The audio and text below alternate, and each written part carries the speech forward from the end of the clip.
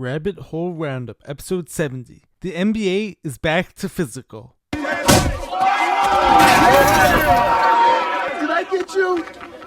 No, that was clean. In today's edition of the Rabbit Hole Roundup, I have a bunch of really great topics and current events, and I'm going to try my best, so hopefully it works out this way. I'm hoping to film the NBA segment of this podcast, which is just a day before releasing this video, because this has been a really exciting NBA playoffs so far, extremely physical, and super action-packed, so I really want to try my best to keep the coverage as current as possible. Now, I normally film the videos a few days in advance, so this gives me time to edit everything, but I'm going to try it out where if I film that portion a day before releasing the video, so I'm not going to be able to add any clips to that part, but I will have up-to-date thoughts. Keeping it current. Then I want to talk about this idea of why so many people out there are saying that millennials are aging way better than Gen Z, and potential reasons for this coming from a holistic health perspective. I also have a couple of clips on fake friends, as well as why a hard truth I've had to learn time and time again in my own life has been that no one has the same heart as me, and this sometimes leads to me getting hurt. But I'm not going to change who I am or lower my standards. I also want to share a new favorite TikTok account of mine. But this one guy gives really positive self-help reminders, and why all these simple reminders resonate with me on such a deep level. I also have topics on ancestral-based eating, and why some people out there might go too far in thinking that everyone out there has to go back in time, and why this is an unrealistic expectation to have. These are sweatshop eggs. And I also have a Josh Peck and George Janko clip having to do with religion. Anyways, without further ado, let's dive deeper now. Rabbit hole time, let's go. This is your last chance. After this, there is no turning back. And I show you how deep the rabbit hole goes. What's happening, guys? Welcome back to the channel. I'm Jared Weiss. For you guys to know, that must mean now subscribe to the channel so you know what to do. Hit the subscribe button, be sure to leave a like, drop a comment, let me know your thoughts on this video. Follow me on every platform, and if you guys haven't done so already, make sure to check out my book, Fight Through by Jared Weiss. All links purchased on my website, which is jaredryanweiss.com. That's JAREDRYANWEISS.com. Buy the book, support me, and also make sure to check out all the extremely awesome shirts I have up there as well. I currently have 10 really cool designs designed by yours truly, so any support at all is very much appreciated. Every shirt is 100% organic cotton, made in the USA, designed by me. So it doesn't get much better than that. Anyways, the first clip I'm going to be talking about is the one that's to do with why millennials might be aging better than Gen Z. What's going on here? Don't you feel like millennials, we are aging better than a lot of the other, So it's something about our generation, though, specifically the millennials, because Gen Z is not aging well. I know. And we don't know, is it because of tech neck or... I want to tell you what I think it is. Okay. What's happening with this younger generation is they're getting filler and Botox and fucking all kinds of shit done to their face. When they don't need it. When they're in their early 20s, sometimes 18, sometimes 19. And then look what's happening. They're getting fillers and stuff. Filler, listen, no matter what anyone says, filler does not go away. People say it does not. I have had so many friends that have been getting filler, and then they get surgery and there's filler in their face that they thought wasn't there anymore. This is what's happening. The filler moves, right? And so then they're getting saggy in places. It migrates. And so they're getting saggy, they're getting jowls, they're getting things that they didn't have because this filler that they got so young is moving around their face. You know what I mean? When you're young and you do too much. I mean, I'm not even one to speak on this because I have filler, and I probably have way too much, and I'm sure I have filler blindness too, but you get a blindness and you just keep going. So just to be clear, I'm not sure this goes for everyone. I'm not speaking this just to say oh, I'm much better than you. But there's definitely something that I've noticed and observed in people. Now look, I'm someone who tries to take incredibly good care of myself both internally and externally. And I've also been healing from a life-threatening illness for the past several years now. So I'm of course way more dialed in than the average person when it comes to taking care of myself. However, there are a ton of toxins and toxic habits that so many people are doing, and this goes for all generations. What's happening to your face? It looks like an old catcher's mitt. You've experienced a lifetime of smoking in 72 hours. What did you expect? But who knows, maybe is this actually something that's extra prevalent in Gen Z? Well, especially girls, as she says, have gotten way too carried away with fillers and injections into their face and into their skin. When to be honest, if these people just ate right, exercised, did some gua sha facial massages, got sunlight, and were more aware of what they put in and on their bodies, they would actually look much better without the side effects. On top of that, you have all this drinking and vaping, and all these other drugs who God knows what's in them. And while I'm someone who never does these things, and no, once again, I'm not saying this just to brag or say how much better I am than you, but just to understand, everything you put in your body and on your body and everything you do in your life has consequences. Then I also believe another big part of it is also all the Jack scenes, and even just like pharmaceutical medications that like so many people are on. I mean, how many people these days do we see just like popping pills every time they get a headache, and are taking all these painkillers, antibiotics? So once again, be aware and be careful of all of your inputs, both in and on your body. It is very possible to age healthfully, just do it the right way. Next, I want to share a TikTok clip I saw the other day talking about how one of the biggest mistakes that some of us make is expecting others like to have the same heart as us and to be as kind as we do, when unfortunately it's hard to find genuine people out there. That's probably my biggest mistake, man, is like I be expecting people to give like I give, show up like I show up, like be loyal like I'm loyal, like stand on principle like I stand on principle. And then when they don't, I be like, I be disappointed. You know what I mean? It's just like, you know, one thing about life, bro, is like you can't move around expecting people to operate like you do. That is the quickest road to heartbreak. Whether it's in a relationship, whether it's in a friend group, whatever, you understand? People are gonna move how they move. And it's on you to analyze how they move and adjust your expectations for how they move. If it's too much for you to deal with, you move around. If it's something that you could operate with then you keep them around. But you don't expect them to move like you move. That is the fastest way to disappointment. 100% facts right there. So this has been like a super hard truth that I've had to learn in my own life over and over and over again, is that no one, or at least very few people out there, have the same heart as I have. Most people don't feel the way I feel, love the way I love, and support others the way that I do. So like he said, when this doesn't happen, you often end up getting heartbroken and disappointed. And I'm the type of person who gives people way too many chances and tries my best to always see the good in everyone. And unfortunately, I don't know what the answer is, but I do think it's not for me to change who I am, or to lower my standards, but rather to keep being me. Maybe don't expect so much from others, and trust that like I'm always attracting who I'm meant to. And if not, even in cases when that's not possible, I'm better off alone than surrounding myself with fake people. But I will not change who I am or change my heart, no matter how hard it is sometimes. Next topic we have is Josh Peck going on George Janko's podcast, talking about how what matters most to him above all religions is just like being a good person, which I fully agree with. Let's watch together. To me, any of like you could say the Abrahamic religions, but really like Buddhism, Hinduism, and 12-step, and whatever your access point is where like the end result is you're a good person, it's just like repackaged ancient truths. And it's like whatever your access point is, the means to the end is that you're like a good person and you're kind to other people. Like I'm like, cool, get there however you need to. There was this guy that he wrestled with the idea of God, and he went back and forth, and he also had the same idea of view of like, well, I just feel like it's like a shepherd that taps you with the pole, like puts you back in perspective. When I badmouth my mom, or it kind of guides me. But the difference between him and one who like runs to God, even with good news and bad news and all this stuff, that really son and father relationship. And he goes, I don't understand what's missing. He goes, because you're wrestling not with how much do you love God, but you're wrestling with you don't know how much God loves you.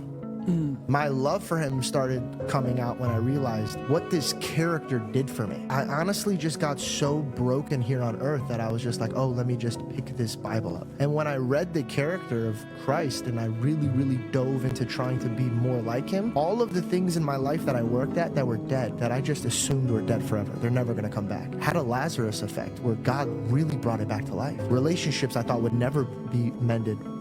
People that I thought were always going to be enslaved and said something are free. And I'm watching him work through my relationship in him, and I realized, oh, I messed up because I started my relationship thinking it's about my works, and it had nothing to do with my works. It all had to do with, hey, do I love you? There's a Bible verse that always screams out to me, seek first the kingdom and then the rest shall come. It's such a broad statement, the rest. What's the rest? And it's truly everything I've ever wanted and more. So if you ever ran into the time in your life where you're like, oh, I really want to dive into this, we could always grab a dinner or we could always hang, and I would never shove the Bible in your face. I would just explain to you how much God loves you. And then from there, if you would want to know about his character, that's when you guys go off on your own. It's kind of just like introducing you to somebody. Now I know like this might be a bit controversial, especially because everyone out there has become so tribal these days, where it's like, if you don't believe exactly the same thing as I do, then we can't be friends or we can't have a conversation. But here's my thing, which I totally agree with Josh on. If you are a good person and you treat others right, that's what matters above all, and that's actually what it means to be living an amazing spiritual life as God would want you to. I'm not into this whole looking down on people just because like they're a different religion or a different background. Especially because the main premise behind all the religions should be about loving kindness and treating your neighbor right. Not about hating people with different ways of thinking, or even just like hating people who have different ways of getting there. Yellow, pink, blue. As he says, there are many different access points, so however you arrive at being a good person who's guided by positive principles to fall back on, that's what matters most. And that's honestly what I care about most when it comes to who I'm surrounding myself with, and like to be honest, like that's actually what I believe God would care about most, as opposed like, to everyone having to be set in like this one rigid way of thinking. Next up, I want to share a post coming from one of my new favorite TikTok accounts, which I think is just called Smile. So all of his posts are incredibly positive, but like super simple reminders that I think are very helpful to listen to throughout your day. Let's watch together. You ask for strength, so life gives you struggle. You ask for peace, so life gives you chaos. You ask for confidence, so life gives you situations where you have to figure it out alone. Because life doesn't hand you the result, it gives you the opportunity to earn it. Remember that it's not working against you, it's building you. So something like I really like about this guy's posts is that most of his posts are extremely simple and to the point reminders. Like, you're doing well, you showed up today. Or don't forget to take a minute to breathe. And this got me thinking, how is it like that such simple messages that I essentially already know can make such a profound impact on me and my psyche? And why do I love hearing them? Maybe it's because myself and many others out there are very hard on ourselves sometimes. And we sometimes forget to show ourselves the extra self-love, or we're so giving of ourselves in our time that we may forget to take an extra minute for ourselves. So shout out to this guy for his awesome content, and this particular post really resonated with me, because it's like something like I've spoken about many times in the past, is how even before my whole life-threatening illness situation, I was always saying things like anything is possible, Anything's possible! and had a lot of the same mindset like that I have right now. Although of course it's always evolving, getting stronger, etc. But then of course I go through a whole life-threatening illness and subsequent healing journey which I'm still on. But I don't see this as a punishment. I choose to view it as God is testing me to see if like I can stick to those beliefs and earn them. And of course I'm not saying like every person has to go through that. But then it's like now I have this opportunity to emerge on the other side stronger, have all this life wisdom to back up everything that I'm saying, and then now I'm able to show others what's possible for them. So sometimes we get tested because I believe that like God is giving us a chance to level up and make that next leap, even though it might be super hard to see that in the moment. Next, I want to share a post coming from Dr. Steph Young,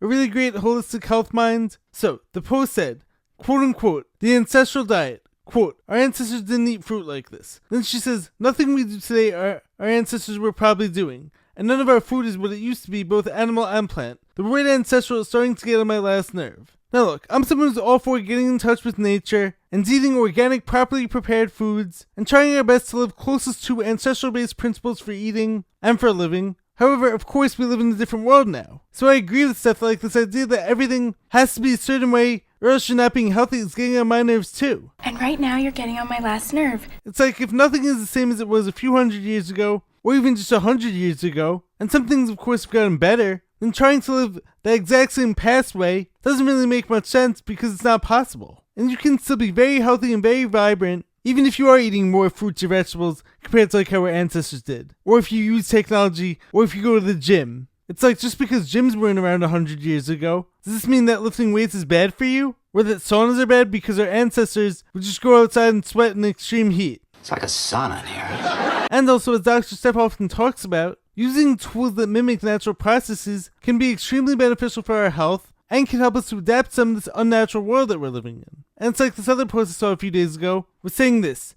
you were designed to hunt, live under the stars, chase woolly mammoths, hang out with 150 friends all day, not sit in a cubicle and work on Microsoft PowerPoints. This is why you suffer. Okay, so you're telling me that like in order for us to be happy, you need to be hunting woolly mammoths and living outdoors. What the hell are you talking about?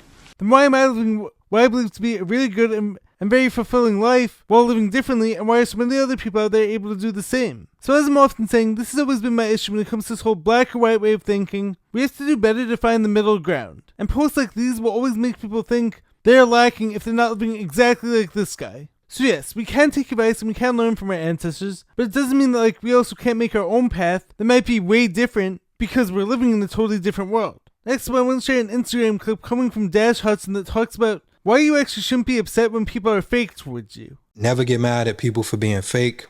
Never get mad at people for being phony. It's actually the biggest blessing in the world.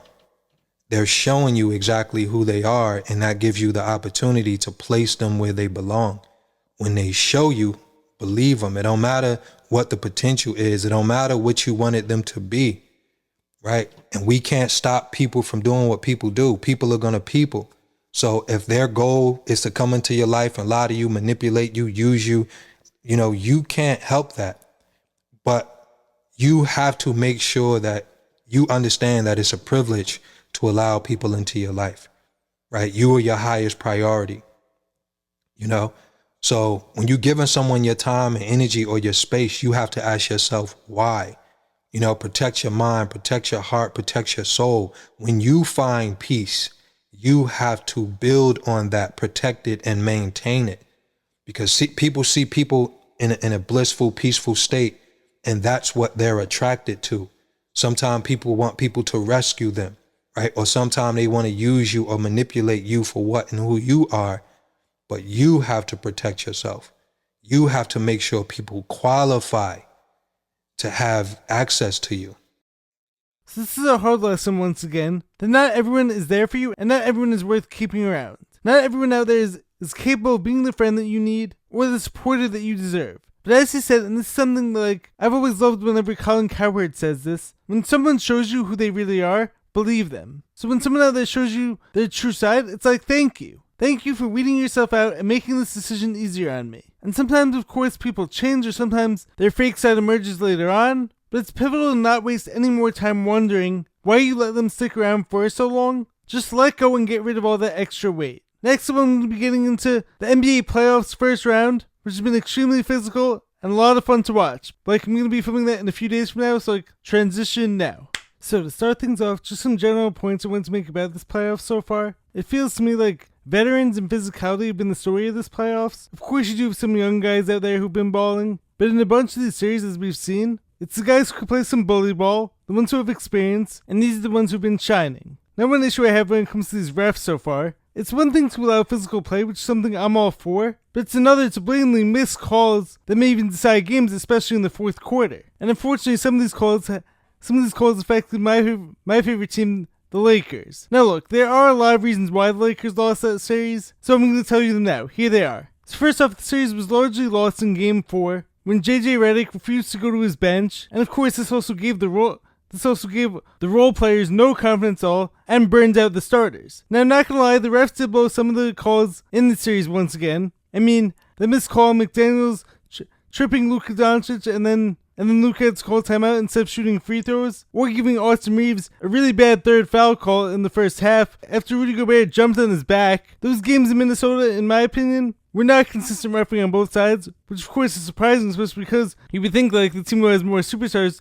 is probably going to be favored. And once again, I'm all for physicality, but in all these series you still have to call the right fouls. But of course the main issues with the Lakers were a lack of size, JJ Redick being too stubborn to make changes. I mean, how come we won't even try out Jackson Hayes, or even Vando should have been playing more the whole series? Or I also think you should have even tried out Dalton Connect. A huge issue for the Lakers in the series that was shocking was the lack of consistent offense. So why not even give Dalton Connect a chance? You're not going to win with Luka playing iso ball the whole series and only getting 2 assists a game. Plus also, he's always at his best when he has a lob threat. So you have to at least give him a big. Now player-wise also, Luka gave it all he had, but of course he got sick, which was a killer. And he made some costly errors and caused turnovers against the team who was capitalizing on these. And of course, as we've all seen, he's a defensive liability. Now LeBron James, I don't care what you say about him, he played incredible defense that whole series, and his offense was actually really good for the most part in the series, outside of a few of the fourth quarters at the end, as we saw. But that's supposed to be Luka's time, because LeBron's giving you everything on defense, so he's actually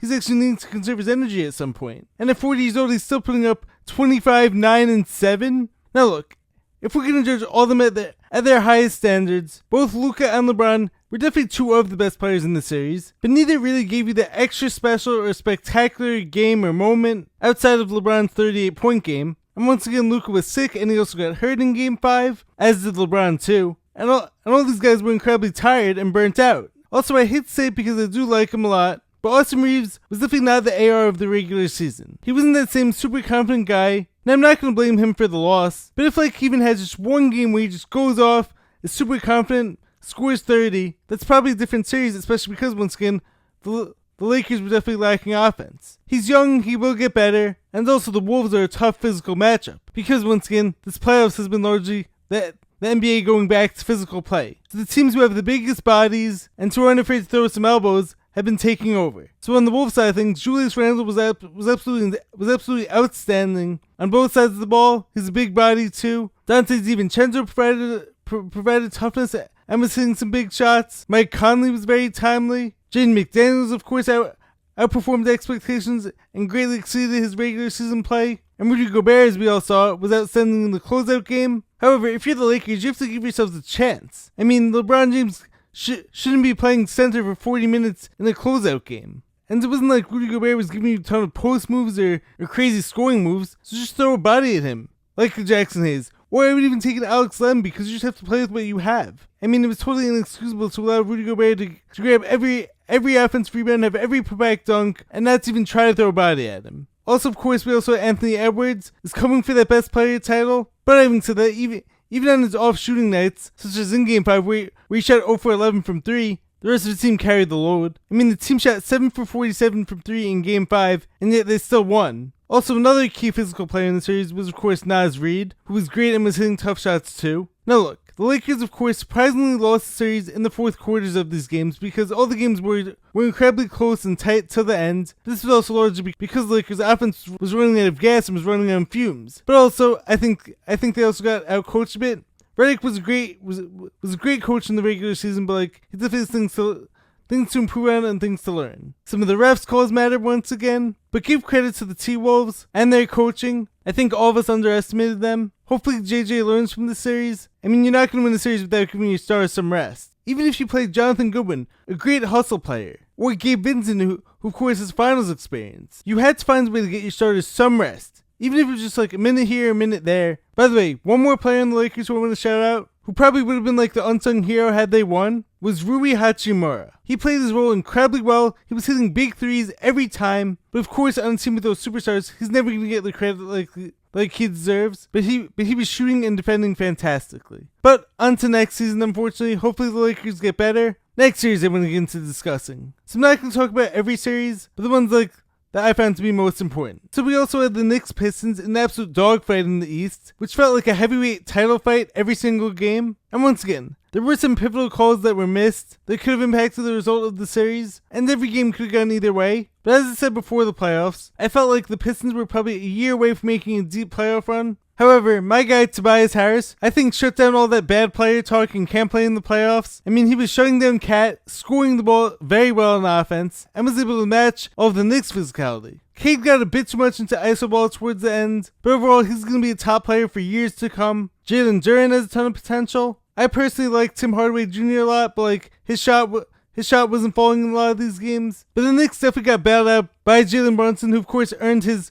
Clutch Player of the Year status. Cat in some of these games didn't perform up to his usual standard, but of course Bridges, Hart, OG made up for this, and the Knicks were a very physical team as well. So now that like the Lakers are out, the Knicks are probably going to be the team who I'm going to be rooting for going forward. But they're going to have their work cut out for them against probably the deepest team in the playoffs in the Boston Celtics. Next up, we had a Game 7 in the Clippers-Nuggets series. Now, up until Game 7, I thought like that series was probably the most evenly matched series I'd possibly ever seen even. And that was actually probably the best series to watch as a fan of the game of basketball. I mean, every game could have been decided by a coin flip up until Game 7. But one of the main differences in this series proves to be the same guy who actually contributed to getting Coach Michael Malone fired in Russell Westbrook. So I go back and forth on him sometimes, especially because he can either be a team winner or a team killer. And that can actually change on a game-by-game basis. But he was outstanding in the series in every game, and you can never say like he doesn't give a full effort.